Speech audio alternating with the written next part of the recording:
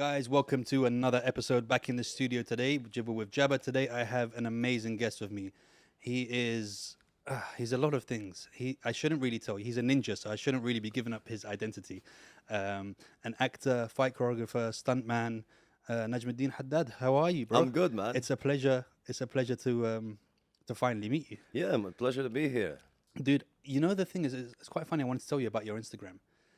Very rarely, because I found you very late. And it's kind of weird because you know how Dubai is a very small world. Everybody knows everyone.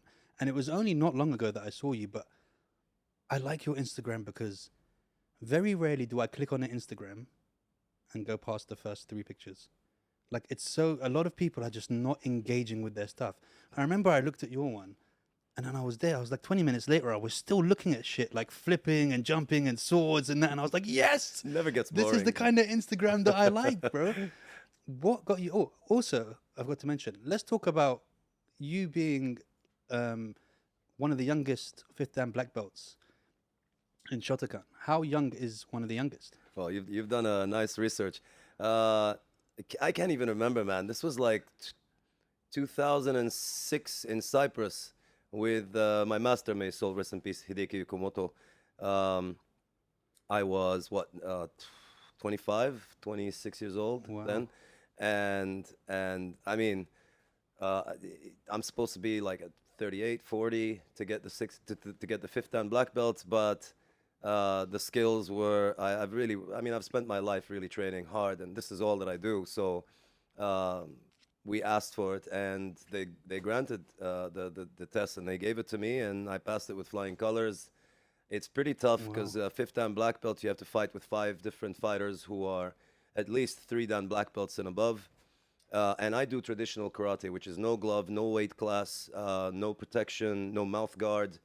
And it can be full contact, but there are rules. So I can't really swing at you. I've got to throw a hook and bring it back. Okay. So it is harsh, but at the same time, it's all right. But I've lost most of my teeth because of this, because I've had over 500 karate fights in my Wow. career. Yeah, those aren't real. Neither are those two. Neither are those and those. And now I need to fix those, because after a fight, I'd go back home, and I wouldn't wait. So either I'd bring the drill and what's the word? File it down, or I'd bring pliers and pull them out myself. So I pulled Wow. 4 of my teeth out. 2 came out clean, but 2 didn't. They broke. So then I had them fixed later. So you're every dentist and mental health issues person's dream client right now. I mean, dentists must love you. Like every time you're about to fight, they're like, yes, we got some work coming our way. Okay, let's talk about karate. This is going to be very controversial. And I want to know, because there are different types of karate, obviously. Yeah. And sometimes, I mean, this is why I like other martial arts like jiu-jitsu and stuff, because you don't get your belt in 2 years. Or, I walk past where I'm living and there's a little 6-year-old brown belt or black belt. And I'm just like, hold on a minute. Are we giving these out for summer break or spring break? Because some karate schools, they give out those belts like it's candy, bro. Look, I mean, we can say the same about judo, about jiu-jitsu, Brazilian jiu-jitsu as well. But the difference here is we've got to look at it from a different perspective, right? All right, we all know that some of those belts are like they're being sold and not really earned. You know what I mean? We can look at it from a positive perspective, saying this could give that child a push. Now, if we don't overdo it, obviously, but you see, the thing is, like, karate is for everyone. Jiu-jitsu was created so that everyone can do jiu-jitsu. Stunts, not everyone, right? But when it comes to karate, you see 2 kids. One is gifted and talented, one isn't. So then, you'll give him the belt faster than him, but at some point you'll need to give him that belt as well, just to give him that because if you don't, he's gonna lose interest. He's gonna leave the martial art. Yeah, but at the same time, you can get overconfident, because if that little brown belt 6-year-old gets confident with me, I'm going to punch him in his face and I'm going to show him his brown belt doesn't work. Well, I got no problem punching a kid brown belt in the face, bro. God. If you're wearing a black belt, then show me that you earned that belt, bro. Yeah, that is correct. I agree. When they overdo it a lot, Yeah. and that's a sad thing because my father is the opposite. I mean, you've got to work really hard for that Yeah. belt. And I mean, we got to talk about your father because your father, in his own right, is a legend himself as well. he's the first karate instructor in the United Arab Emirates since 1975. He's my coach. He still trains, and he's 70, turning 71 this January. He studies karate every day. So like when I come around to give classes to the kids, he would immediately sit down, put his laptop on, and he would just start watching more videos and read more about the how to improve in martial arts. And I mean, this guy's been doing it forever. Yeah, You know? And you're like, you're still learning. Yeah, I mean, it never stops him, and that's a great example. Yeah, that's the thing about martial arts, right? You'll never get to a stage where you'll be like, okay, I've done it. Yeah, Because there's absolutely. always extensions, and even if you get to a stage like yourself, there's always like, okay, well, I'm a fifth dan in this, but let's try my hand at something else. Yeah, absolutely. The only thing is, what I did was I branched out. I did a lot of jujitsu, Japanese jujitsu, Brazilian jujitsu, judo. I did a lot of wrestling. Did kung fu, jeet kune do, boxing, Muay Thai, MMA.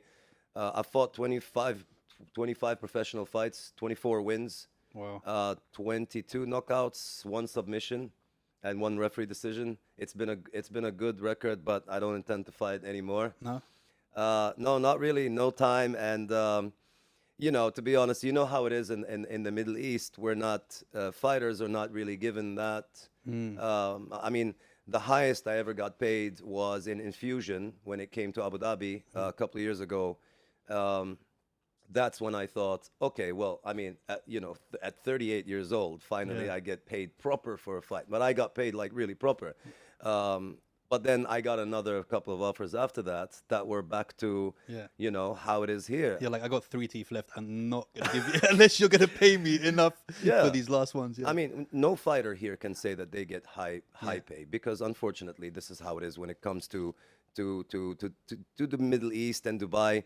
It's all about the audience, the how it looks and everything. But then the fighters are not really given that much of respect. They advertise that the events here, but not the fighters. Yeah.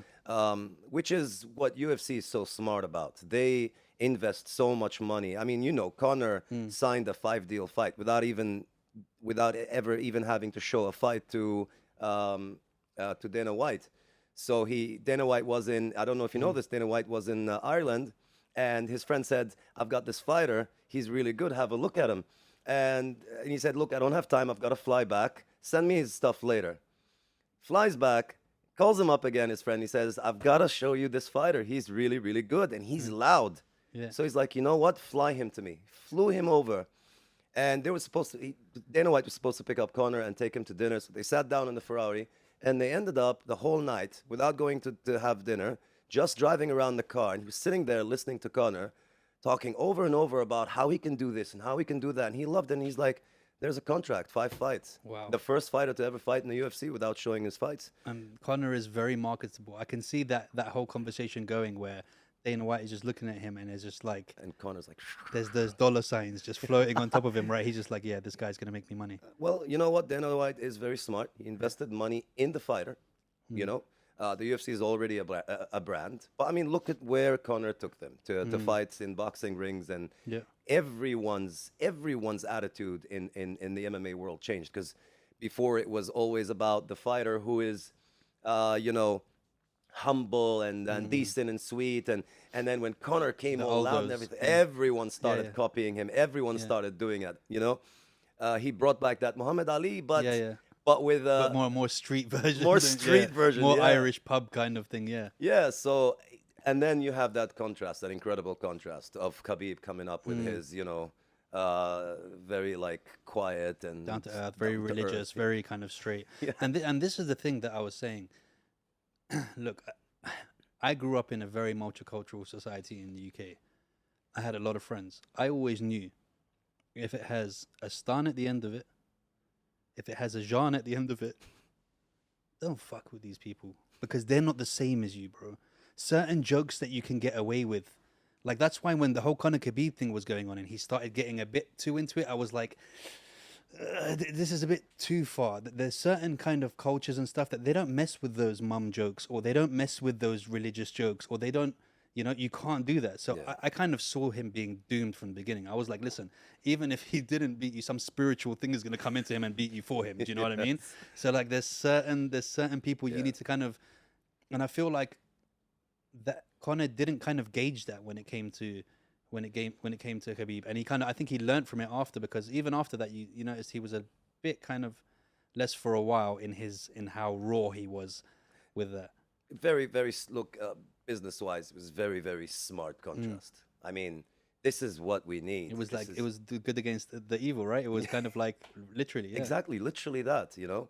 And Connor is not really such a bad guy. Yeah, yeah. It's just all a show, really. Yeah. He's a really good guy. He's a humble guy. He's a fun man. guy He's as a well. fun Yeah. guy. Yeah. Yeah, but I guess things change though. When look, money can change people, dude, and especially when you're making those kind of like money out of fights and that, you never know. That's big money. Yeah, And they say, you know, you could change the world, change the world. Really, you cannot change the world. The world changes you. Yeah, yeah, yeah. Money changes you. They say money isn't everything. Well, we say money is the only thing. yeah, exactly. Dude, look, you give me 1,000 dirhams, I'll fight both of them now, bro. I'm ready to go, bro. I don't care. Look, the corona messed up my business so much, bro. I think you give me 10,000 dirhams, I'll fight Conor. I don't care. Maybe it'll be one of those YouTube fights that comes on. Oh yeah, man. How did you get in? Okay, going from martial arts to stunts.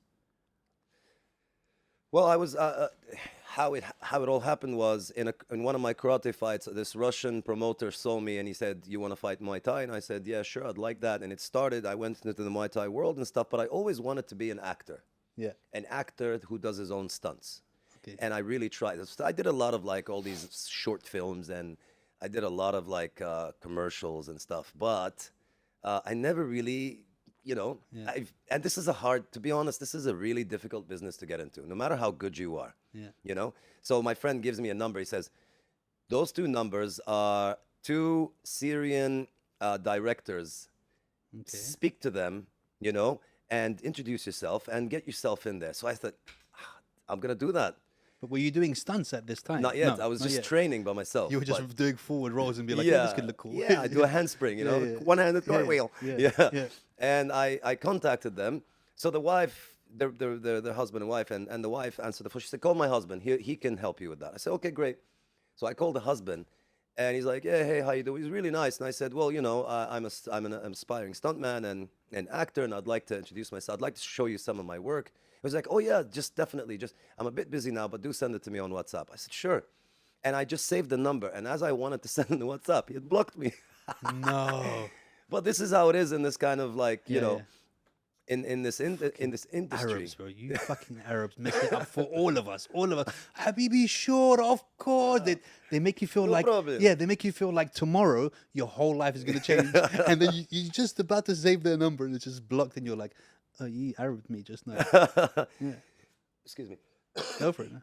But it is funny because I put a post on Instagram. I filmed the fight scene with my students, my MMA students, and I posted on Facebook. Sorry, didn't have Instagram back then. I posted on Facebook and I wrote, "God, I really wish I could be in a Jackie Chan film." Yeah. And then what do you know? A couple of months later, Jackie Chan comes down here to film a movie in Dubai. Wow. So Chris Fade contacts me. That's how Chris Fade and I became friends. He contacts me and says, "I saw your post. It made over 60,000 views on Facebook. Let me bring you on my show. I'm going to interview you and see if we can get you in this film." Wow. I was like, "Great." So I go over to his show, and this whole interview happens, and he's like, "Guys, if anyone can get this guy in this movie, contact us now." Not 5 minutes after the show was out on the radio, I get a call from someone saying, "Well, you need to go to this place, this production house, and audition over there." Now, I had already been there and auditioned. So, but I said, "Oh, lovely, great, I'll do that. Thank you so much for the help. I really appreciate it." So, before we even started filming, that same night, I got a contract to join the Jackie Chan stunt team. No. I was shocked, man. I was shocked because the first thing they phoned me up and they called me and they said, "Can you fly?" I said, yeah, I can fly easy. I've got Canadian passport, no problem. I can Yeah, fly but anywhere. what you didn't know is they meant we're gonna throw you off a building. Can you Can fly? you fly? Yeah, that's what's happening.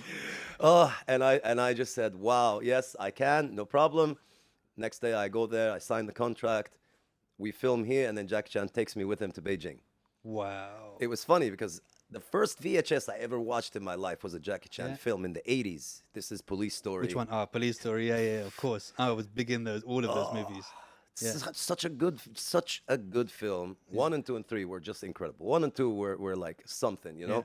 And in the 80s, watching Jackie Chan, he can do what the stunts cannot do today. Yeah. You know, the guy is amazing. And he was a pioneer as well because he was okay. So you had Bruce Lee, who, mate, every Bruce Lee movie.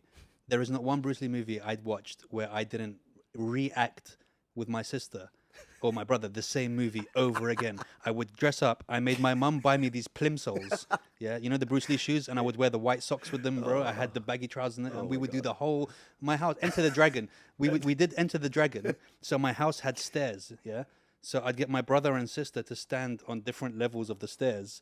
And I would do my own Enter the Dragon. So I'd have to fight one of them on the fourth step. Then I go up to the next boss. And then I go up to the next boss after that. But yeah, he was doing stuff that was different. Yeah. Because he did that silly kind of like... The good thing about Jackie Chan is that his stunts almost don't work. If you know what I mean.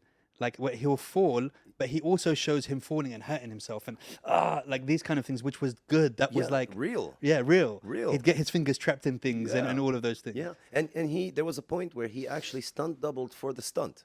Wow. The stuntman couldn't do this specific fall, and Jackie Chan did a stunt double for the stuntman. I mean, the guy was incredible, insane. Well, I mean, yeah, it was like a dream, to be honest. And we filmed here.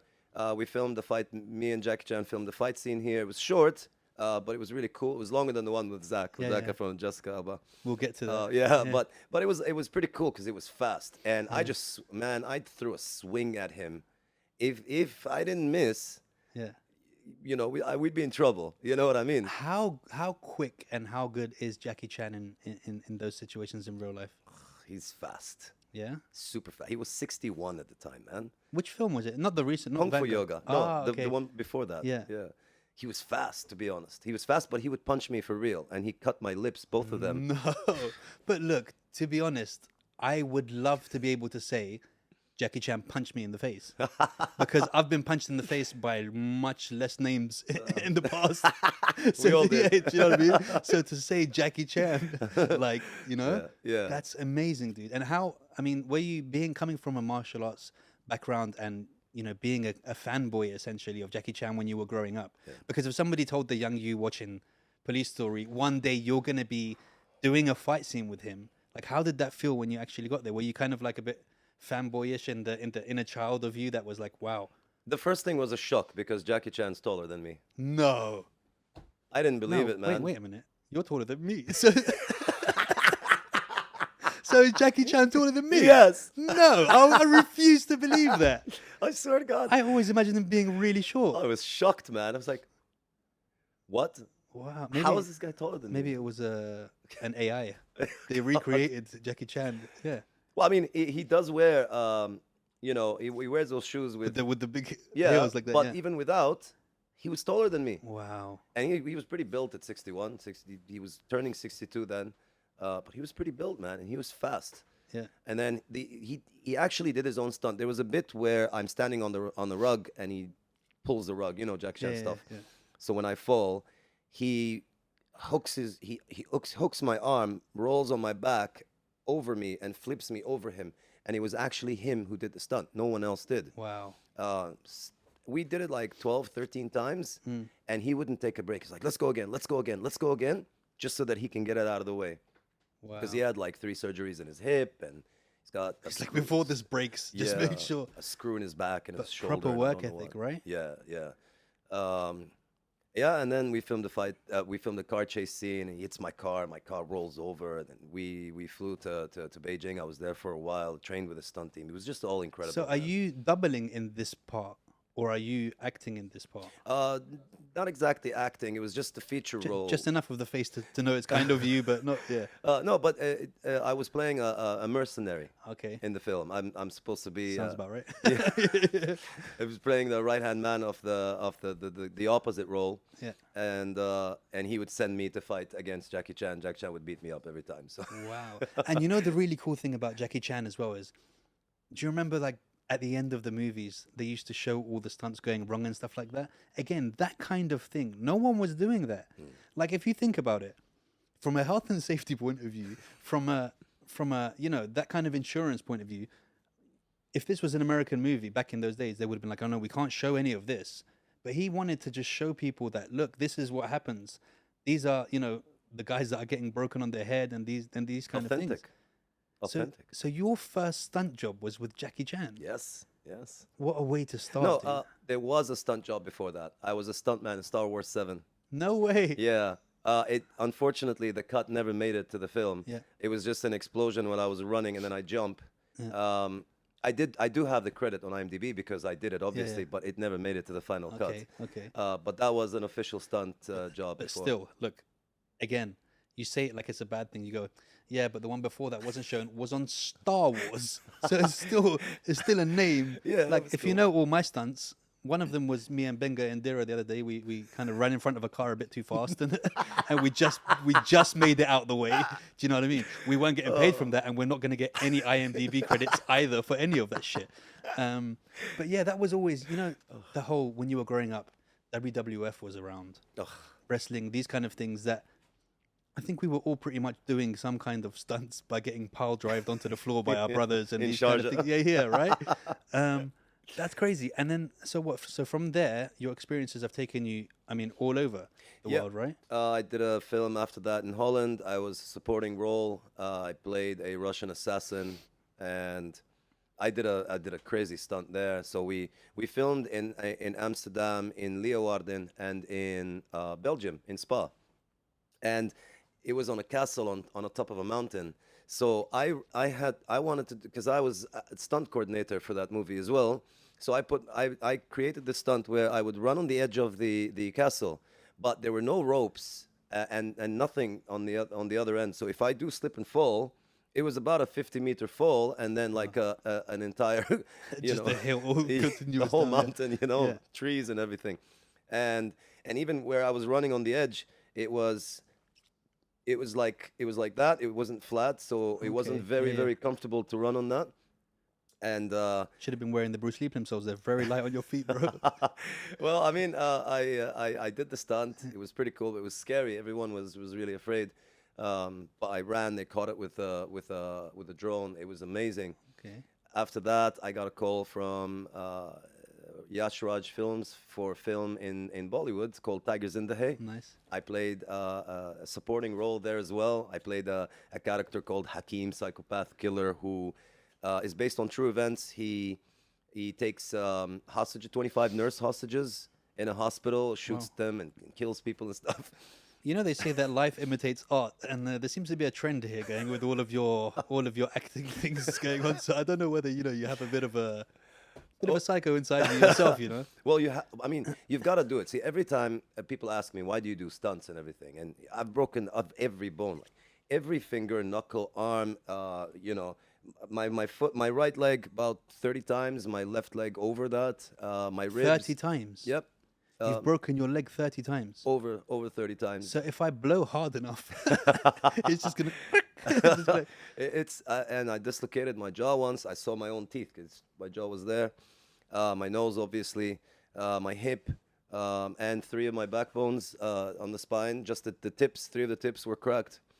And people say, Just the tips, it's fine. and people ask me, "Are you crazy? Why do you do it?" You know what my answer always is? It's because you won't. Because you can't. But I can. Damn right I won't. Someone's got to do the fall and break something. Right? My first movie, if I accidentally did this and I got a bit of a sprain, I'd be like, guys, this isn't for me, man. This isn't for me. This is my hand that I use, bro. I can't be. I'm not sacrificing one for the other. I mean, today I wanted to do this new move. I do a butterfly twist really well, and I wanted to add a spin to it. And I thought, I'm going to do it today. I've never trained for it yet, but I'm going to do it today. So I went to the gym today, It was just me, and I did it over 200 times, and I fell over 200 times. I fell so hard, both my shoulders hurt, my neck hurts, my head hurts, and my back is busted. I managed to do it in the end. Nice. You know, It's the end feeling, right, when you get it right. when I got it right, I just walked away, man. They just grabbed my stuff and I just walked away and I went home. Did you film it at least? The Oh one yeah, that I you got did. right I did. here? I posted on Instagram Yeah. today. Yeah. It's pretty cool. Now, it was the last one, the last try after over 200 tries and 200 falls on my face, on my back, on my head. But now I know the trick now. So now Yeah. I can do it better next time. You know what I mean? I just need a break for a day or Man, two. I know the feeling because I did a lot of capoeira as well, and there's a lot of jumps and spins and aosimao and somersaults and these kind of things that it's very easy after not falling a couple of times and that to just be like, all right, I'm done for the day. You know what I mean? Yeah. But you have to have that consistency where you're like, I'm gonna do this thing. And the same thing when I was younger, I used to do a lot of competing on rollerblades, so skating and half really? pipes and grinds and all this stuff. And I remember we had that same mentality. There were days where, like, we used to do things where there's the railings and there's the big handrail where people hold on to, and it goes down the stairs like this. Yeah, yeah. And we used to jump and grind on all of that. And I remember certain days where I was like, I'm not leaving here until I do it. Yeah, And- I wouldn't do that. No, I see? wouldn't do But those we were tricks. crazy. If I look at some of the stuff that I used to do, bro, God. I've walked past some of it being older and looked at it and gone, I was an idiot. Yeah, I was Do crazy. you know what I mean? I would never do Yes. that now. But the thing is, it could be 8 hours. And we're like, we're staying here Yeah. until at least one of us does it. Do you Yeah, know what I mean? And it's yeah. that kind of when you have the passion for something, and not just that, because there's a lot of visual work going in your mind when you're doing these kind of moves. Yeah. So in your head, you've seen yourself complete it. So Yeah. you kind of have an image of what it looks like or what it feels like. So you're like, no, I can't leave now. I can't leave, Yes, right? Yes. It's exactly insane. that. Yeah, because you have exactly that visual image of I've already done it in my head. Yeah. So why is my body not doing what my Now's the practical bit. Yeah. Now I've got to do it. And it was like that today, actually. The same thing that you've just explained now. It was that in my mind. But there's always that one trick that you're missing, and then Yeah. you fall so many times, but then you figure it out. But you know? also, the funny thing is, you actually learn on every fall because you go, oh, I should have turned my foot this way before I landed, or oh, I didn't use enough hip in this one, and that's why it didn't Exactly. work. Yes. And then you use the hip on the next one, but then the arm, and you're just like, oh, You for forget. fuck's sake. Yeah. Like your hip does the right thing and your arm just does that. And you're just like, oh, for fuck's Need to sake. remember it all. Yeah. Yeah. No, but it's very interesting. So how, because you said you've broken. When you do the stunt register and you sign up and you do all this stuff, obviously that you sign your life away when you're signing a contract, right? Because there have been many cases of stunt people dying Yep. during the stunts. Have you experienced anything? Not have you experienced dying because you wouldn't be here today, but I mean, have you known anyone who didn't make it of that? Or because I remember on Deadpool, right? The last on one of the Deadpools, the girl, she was a famous Oh, stunt girl. stunt girl, and she died on the motorbike. I think something happened there. Stuntman, a pretty famous stuntman, died a couple of weeks ago on a job as well. Two stuntmen died a couple of weeks ago. One natural causes, but the other actually died on a job. Didn't know him personally, but we go in ready for anything that could possibly happen. I mean, we practice so hard to try and avoid this, but you can't escape the inevitable. If it's gonna happen, it's gonna happen. In Morocco, I was supposed to film a fight scene, and then Salman Khan grabs me, and he throws me and him outside a window, lands on me, and then breaks my neck. And so when we were trying the fall in rehearsal, it was me and Chad, his stunt double. And I would never let anyone do stunt double me. I'd do my own stunts. And the ropes, the rig, didn't catch me in time. So we fell 8 meters, and there was a mattress only about this thick. But then we put a layer of boxes to break the fall. But still, because it's 8 meters, and there's a guy on top of me too, there's so much, you create Gravity so and much, the it's inertia of more it, yeah. speed, and then the slam was really hard. So I was on extreme painkillers, and then 5 days we were supposed to film that fight scene, and then just before filming the fight scene, there was a stunt where I jump over the pickup, I landed on a rock and broke my foot, my right foot, from underneath, Wow. just below the heel, and I didn't open my mouth. I didn't say anything to anyone. Didn't know it was broken then, but obviously it looked like I had two heels, and we have to film the fight scene. So I went and I took so many painkillers that day. I remember my face swelled up. It was swollen so bad you can actually see it in the film. They needed a stunt double for you. They were like, your face is too fat now. We need Yeah. someone else to come and do it. But I had a busted back and a broken right Wow. foot, and I grabbed a piece of wood and I tied it with a t-shirt, and I bit on it, and I got a piece of rock and I started pushing the swelling to make it go away so that my foot would fit in the shoes. And then we filmed the fight scene, and then after the fight scene was over, I went and I sat down by myself for like 5 minutes just to calm myself down because everything was hurting, you know, Wow. my foot, my back, and my swelled face. I have a question that you might have heard a lot, or you might not have heard it, but I think you need to hear it. What's wrong with you, bro? They ask me all the What's time, man. missing up there, bro? All the time, What's man. missing? But you know what? Whenever I'm having an argument with my wife, you can be my stunt double. And you can come in and just like I'll be like, babe, wait, tell me about the way, and you'll come in and do a couple of rolls and get the hits, you know. But okay, so in a situation like that, are you insured when the rope doesn't catch you in time? Whose fault is that? And who, or do they go, well, you said you signed your, Well, I or mean, is that kind of like a production thing where you're like, hold on a minute, no, I said I signed okay that you were gonna have a rope that will hold me just before I fall. well, when we were with the Jackie Chan stunt team, I had to sign that the insurance wouldn't cover because we are Jackie Chan stunt team. But in other films, you know, s- they would take care of you if something happened to you on the spot. But if you leave, you Without can't saying, without saying or anything, then it's on you which I assume you've done a couple of times, every time. knowing as much as I know about you. Yeah. Every time. Yeah, but yeah, but I mean, you know, you go in and you're ready for something like that to happen. You know. Wow. So when you got into the stunt yourself, where did you bridge the gap between being a stuntman and doing fight choreography for movies? It happened a lot that we did a lot of short films. I choreographed fight scenes in Out for Vengeance, and actually my fight scene with Salman Khan and Tigers in the Hay, which we won Best Action for.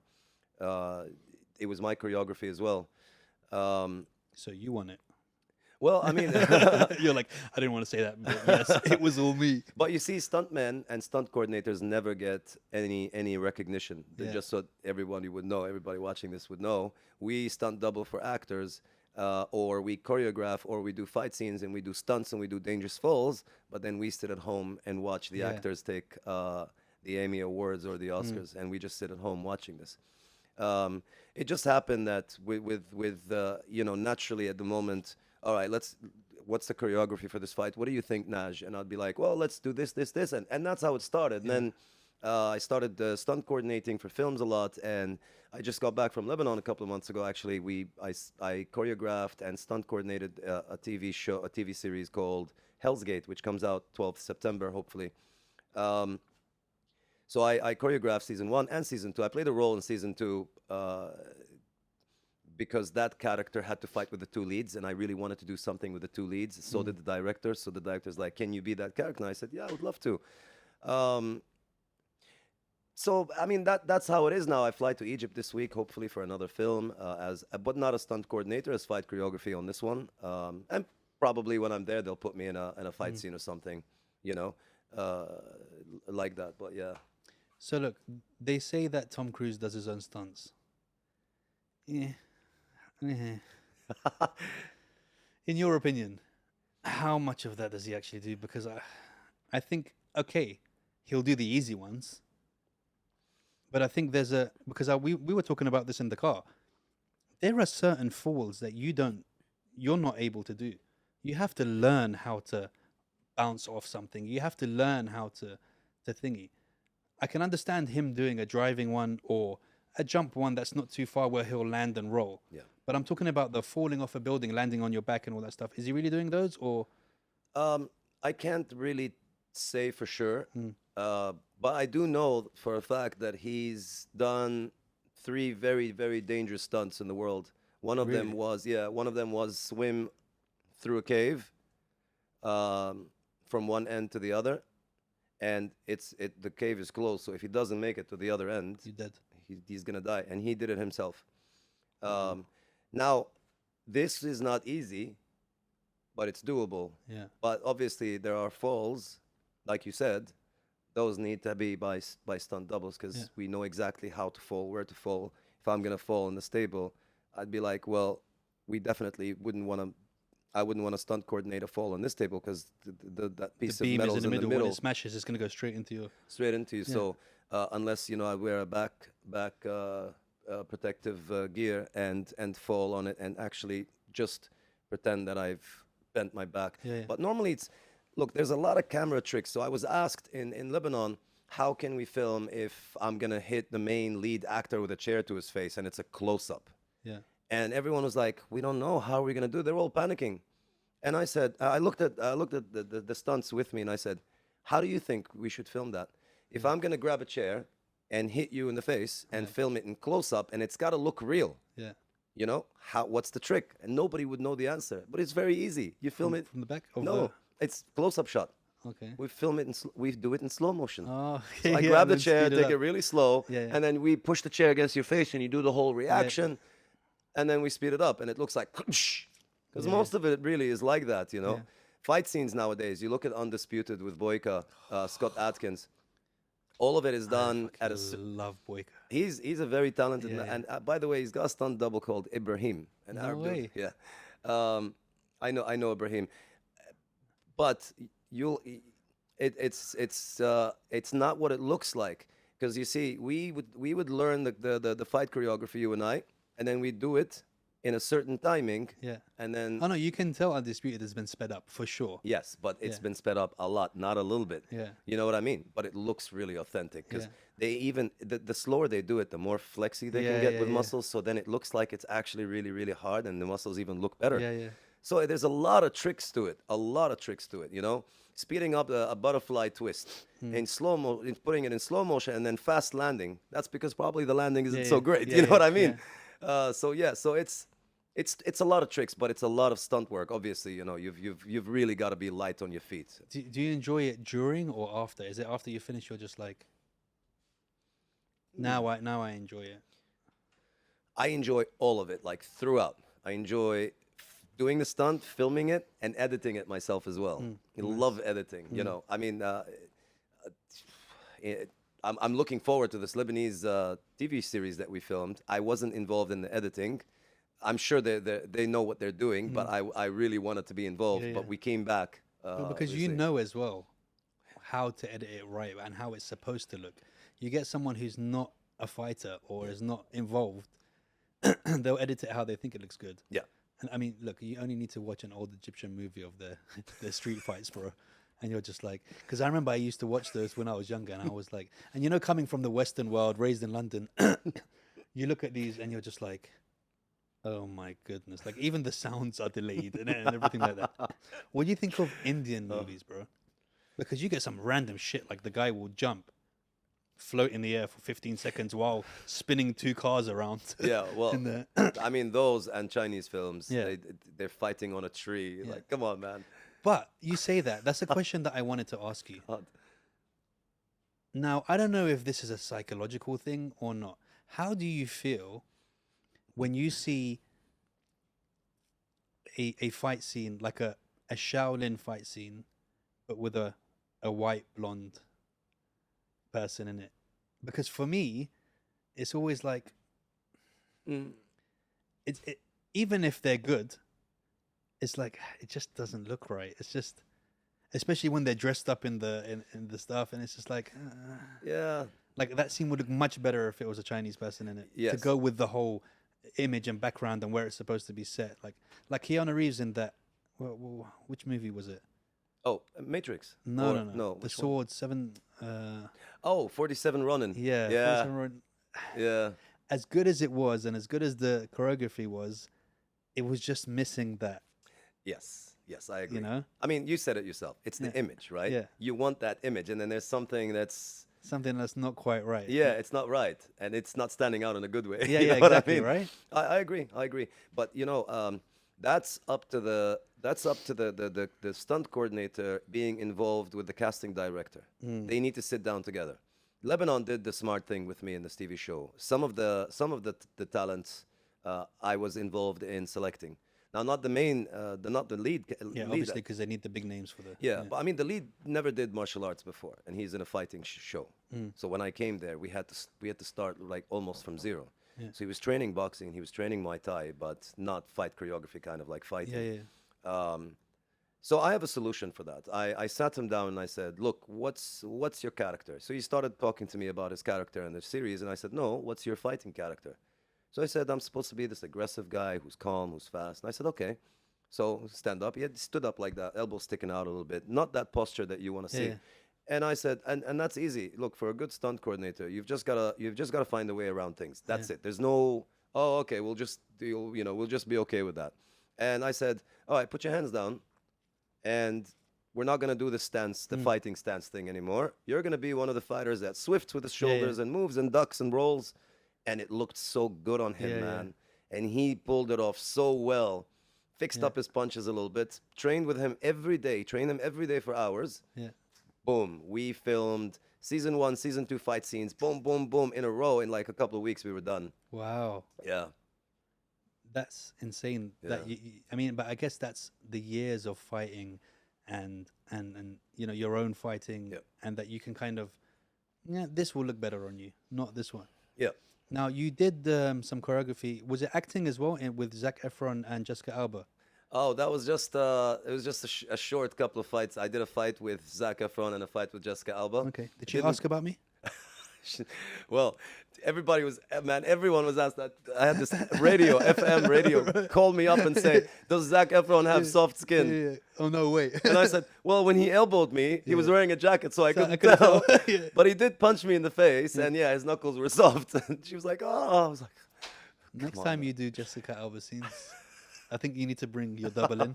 I'll double for you in those. How did that come around? Oh, man, Zac is awesome. He smiles from morning till night, tired or not. He's always got a smile on his face. Really cool guy to work with. So would I if I was a millionaire. Well, actually, some actors I worked with, not so much. Yeah. Can't say who, but some actors, were not very, very friendly. But Jessica Alba was serious, man. Really? She doesn't smile. One of the opposite of Zac Efron spoke to her right in front of me, and she just turned her face around, man. Really? And look, she's not rude. She was so nice to me. She even told her assistant, "Can you bring Nash some water?" Yeah. She was so nice to me. Because there's this bit where I'm taking her jacket off, and then she spins around, puts the jacket around my neck, knees me in the face, and then she flips me over, so I roll and I fall. Yeah. And every time we filmed that, she'd be like, "Are you okay? Is your neck okay?" She was really worried about me. She was so sweet, and everybody was like, I do this for God, I do it a lot of times without a problem. And everybody was like, "Yeah, Jessica, yeah." And then she'd be like, "No, guys, it's all Naj." And she wouldn't talk to anyone else on set except for Zac and me. That's it. But that partly of that could have been because she had expected me to be there, and I wasn't there, so she was kind of upset with the whole situation, which is understandable because. Jessica, I get it. Like, I'm sorry I couldn't make it. Naj didn't call me. He didn't tell me, and I know that you wanted to have a chat and stuff. But how much has your father been a light for you and an inspiration, and because a lot of you get it the same with Khabib and his father. A lot of fighting, families, they really draw off their father and the experience and what they have taught them and how they raised you, because obviously you were raised with a lot of discipline and because of the martial arts world. So how much of an inspiration was your father to you and the closeness with him? I mean, he taught me everything he knew, and everything that he can teach me, he taught me. He made it out of nothing, literally. Literally out of nothing. He was here in 1972 or 73, and he started from zero, like real zero, bro. Nothing, no inheritance, no help from anyone, nothing. And when he tried to start a karate dojo here in the United Arab Emirates, they said, "Are you trying to teach people to fight?" That was that was the thing back then. Like, why do you want to teach people how to kill each other or fight? And he would say, "No, this is a martial art," and they wouldn't give him the license. So he went ahead and he actually borrowed money to start a gym, a dojo, a karate dojo. He started one without a license because they wouldn't grant him one. And then a year or two later, they decided to give him the license when they kind of like saw that, okay, it paid the money back to the guy and started from there. And like, what money we're talking about? 500 dirhams, Yeah, back in those days. back those days, back in those days. And then he we got to where we are now. Alhamdulillah for everything. How can I not see him as the biggest inspiration ever when he is still my support system? Look, my mom was my backbone. She passed away almost 3 years ago now. Taish. And she was my backbone, to be honest. I was hers, she You needed it because you broke 3 of them as well, bro. I did. And he became my strength now. And it's funny, he's 70. I'm almost 40. I'm 40 in 2 months. And I still think of him as my support system, as my backbone, even though I got his back for life. I owe him my life. So when it comes to family, it's a very, very, very important matter to me. Even though I live alone, I live in Dubai Sports City. I'm alone, but I go to see my dad 3 times a week, and the 4th time we sit together, me and my sister and my father and her family together. The fact that he's at 70 and he's still learning more and more about karate, I just love it because I see myself going and following his footsteps from that. Look, he doesn't do anything besides karate. He's in love with karate. I've done everything else because I wanted to, if I want to be an actor, if I want to be a stunt coordinator, I've got to have. So I'm good with the sword. I'm good with nunchucks. I'm good with the tonfas, with the size. So I've opened up more doors to myself, but I also take that from him because he's always supported me. Like, yeah, good, go ahead and do that. Go ahead and learn that. Go ahead. He supported me for that a lot. So he is the love of my life. Yeah. Amazing, dude. And also, you come from, Turkish Azerbaijani background, raised here. So basically, you're the same as me. You got beat when you were younger. Now, was there a more preciseness to your beatings because your dad was a master at karate? Oh, God. Or did he go for when you were doing bad things, did he lose all of that discipline and go for the conventional shahata? Yeah, well, not shahata, but the belt. The belt, right? You were like, Baba, like, what happened to all the karate and discipline? Show me some moves. Let's do a kata or something. But it's a straight belt, right? Straight belt or the stick. One of those two. And they would leave marks, like thick marks on my thighs. But it made us, it made you like mentally unwell. And you became, you started to enjoy the pain too much. And you put yourself in a position, you're like, how can I keep this going for the rest of my life? I know I'll do stunts and I'll fight professionally, How do you continue this at your age? And I'm not saying at your age in a negative way because we're the same age. And a lot of people look at me and go, oh, really? You're going to be 40? Yeah. And I'm like, damn, you're right. Yeah. I'm a dilf. You know what I mean? But because I feel fitter and more agile than a lot of 20-year-olds that I know. Yeah. Do you know what I mean? Yeah. So when we were growing up, if someone, when we were 9, 10 years old, even up to 15, if someone told us 40, we were like, you're going to die. Yeah, like life is over. You got about a year left. Enjoy it. Retire. Move to Thailand. Yeah. Yes. But now, like, I don't feel old at all. Yeah. But then again, all my bones are still one bone, not like you. So how far can you continue putting your body through this? Because it's all good me saying, oh yeah, I'm 40, but I'm not doing anywhere near what you're doing to your body, because there will come a time where one of your joints is going to go, fuck it. Yes. I'm not fixing again. Yes. So where do you draw the line, or how much more careful are you when it comes to things now at this age, or do you just like not care? I honestly don't care. To be honest, just to say it frank. Look, they say age is just a number. Age is well, it's not. It's not unless you are doing something that requires putting your health on the line. To be honest, we come from a different era. You and I come from a different era than today. I've got a very close friend of mine, 20-year-old, who wakes up at 2 p.m.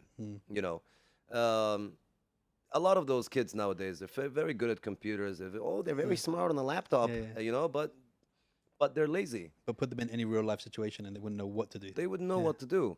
They're good at ordering stuff on Amazon at 5 years old. I'll give you that. But they're not going to be anything like we are. Because the era we come from, you just said it yourself. Come on, our fathers used to give us a nice beating if you don't do something.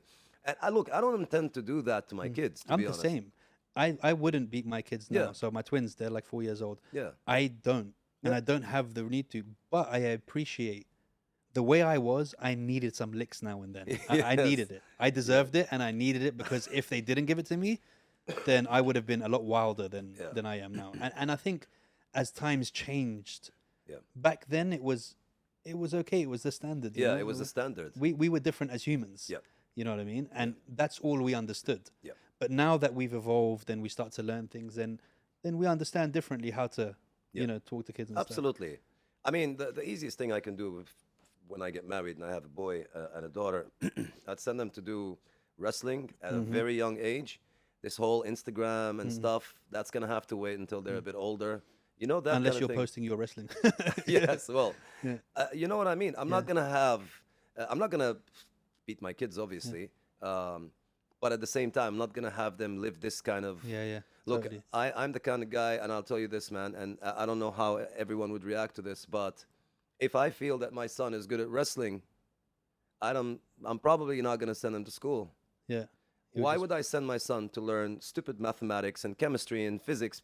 Like I went through all this pain. Haven't used one bit of it yet. Not one bit. Yeah. None of it. None of it. And I graduated from AUS, American University of Sharjah. I haven't touched that. And I don't want to touch it. It was a waste of time, effort, money, and everything. I could have been even 10 times better at what I do. And, you know, I'm not going to do that to my son. I'll bring a teacher to his... he'll know the basics and he'll know how to socialize and stuff like that. Yeah. No, I believe in the same. Yeah. Look, we are in a time where people can make money, make a very good living if you push them to and support them. I wouldn't say push, if you support their dream. Yep. Where back in the day, if I told my mum that I wanted to be a wrestler when I was thinking, she'd be like, "Get out of here, bro." Yeah. Do you know what I mean? Because what was wrestling back then? WWF. Yeah. But now, when you see there's the jiu-jitsu, that you get paid for tournaments, you get paid for this, you can make a career out of all of this stuff, you know? Absolutely. So I really believe that you should be able to push your children. And that's the thing with, I mean, my kids, they started doing jiu-jitsu now and all that stuff. And I'm a firm believer in, I want to support you, whatever you do. Yeah. And I'm going to teach them stuff from a very young age about business, about the things they don't teach you in school. Yeah. Like I'm going to make my kids... If they paint, I'm going to be like, okay, take these 6 paintings and go and try and sell them to the neighbors. Yes. Do you know what I mean? Yes. Knock on the neighbor's door. Tell him how long it took you to draw that. Get some skill. How much you think it's worth. Yes. Do you know what I mean? Yeah. And mostly, the neighbor will go, that's really cute. I'll give you 100 dirhams for Respect, it. man. Do you know what I mean? Yeah. Even if the neighbor doesn't want it, they're going to look at that and go, oh, here's 50 dirhams. I'll take it. Yes. Then they'll learn, oh, hold on, this one took me 50 dirhams. Maybe if I make a bigger one, I can double the price it cost. Yeah. And even if they don't become artists, but they'll learn from that. They'll learn negotiation, they'll learn business, they'll learn saving, and they'll enjoy Street themselves. smart. Yeah, do you know what I mean? Yeah. They got to be hagglers, bro. They're little Arabs, bro. they got to be done. How important do you think martial arts is to a human being, to people, when it comes to discipline, being thankful, being aware, being, etc., etc.? I would say, from the start, if you want to learn a martial art, if you want your kids to learn a martial art, make sure it's one that's got a belt system, because that's the one that really gives. Look, we look at MMA classes nowadays. We have, you know, a class full of 30 people. Half of them stink. They're all sweaty. They're wearing shorts, red shorts, pink shorts. A girl standing in the back wearing green, bright green, but then look at a karate class. Uniformed, design, ironed, everything looks good. Black belt stands there, white belt on the other end. You've got to ask before you go and use the restroom. If you want to drink some water, you've got to ask, and you've got to ask in the right time. and you've got to learn a certain kata and certain speed and timing in order for you to get to the next belt. That is discipline. You're not going to find that in Muay Thai and kickboxing and MMA. So I would say to the parents, you know, take your kids to somewhere where there's a belt system. Start them off with that. You know, avoid the MMA and the boxing and the Muay Thai a little bit. Let them grow a little bit. You can give them a little bit of kickboxing just so that they can get that posture right. But let them develop the habits that they need. Yeah, Absolutely. Because I'll tell you what, unfortunately, in this day and age, in the era we live in today, not many fighters are very, very humble. And I always say this, man. These are my words, and I've said them 100 times, a million times, and I'll say them again. If you don't humble yourself, the world will humble you. And some of the fighters are such snobbish people, but then you meet them at the gym and you say, let's spar, and they'll give you 100 excuses not to spar. I'm just asking you to spar because it's kind of cool. You're a fighter, and I'd learn something from you. You'd learn something from me. You don't have to take it up the tailpipe like that. You could actually spar with me. And then they give you 100 excuses because they're worried that if he doesn't beat you in the sparring, then, life is over. yeah. Man, we were beaten down. We were smashed down. Come and train with my Kafkas brothers. Yeah. We wrestle. We slam each other. We punch each other in the face. yeah. We bleed. And we're all brothers. Whether we're friends or not, we're still going to be brothers at the end of the day. People have got to be very, very humble, because if they don't humble themselves, somebody will come and they will humble them. And this is a lesson I learned. This isn't something I was born with. There was a point in my life where I wasn't very humble, to be honest. I wasn't, you know, when you get so good at something and you start walking like a chicken, you know, with your elbows sticking out like a KFC guy, you know, you're gonna get smashed, and then it's gonna put you back on track. And that's exactly what happened to me. And if it didn't happen to some of the fighters now, it'll happen to them at some point, you know. But I would always say, gratitude is everything that I live for. You know, I'm very thankful to Allah. I'm very thankful to my family, my parents. I'm very thankful to everything in my life, including the haters, you know, because they're the fuel, right, to light up that fire, to even make you better at what you do.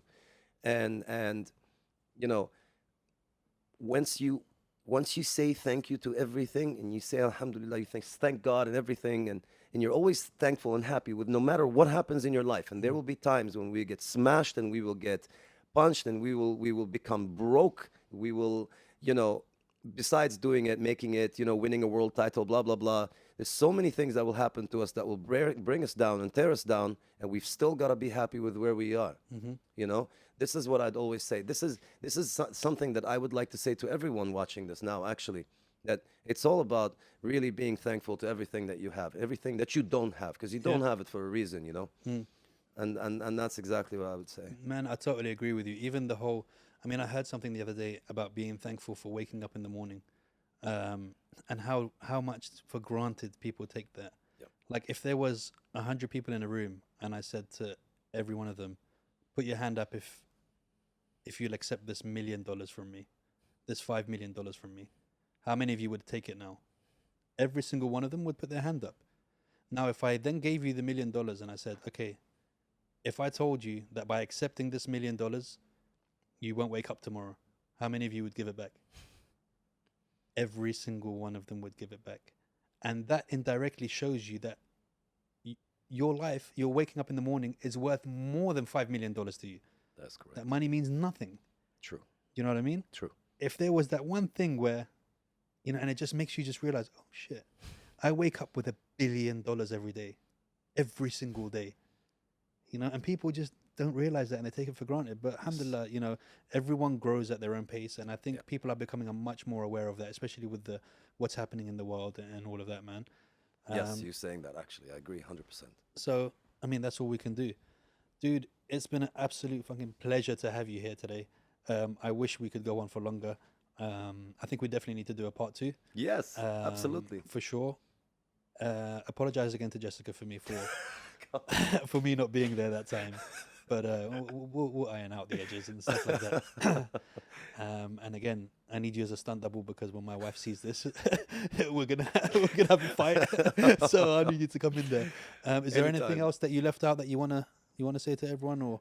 No, I think we've said everything. Yeah, and man, this is it's- the point I wanted to say about the gratitude. But I would definitely, you know what? The next part two, we're gonna do something cool, you and I. We're gonna do a fight scene. We're gonna do a fight scene. Or something And that's how cool. we're gonna start it, Yes. bro. So stay tuned for that one. Amazing, guys! Thank you so much. Don't My forget to pleasure, like my and brother. subscribe. It's been amazing, bro. And it's been a pleasure. pleasure to meet you. Thank you, my bro. brother. And for sure, we're gonna stay in touch and do some Yes. fight scenes. And Benga, if you wanna do a fight choreography scene with Chris, us two together, we can film that and show you how to do it. It'll be the the first two Nigerian stunt doubles in Dubai, and we're gonna get. Benga doesn't want to break anything. Guys, I'll see you soon.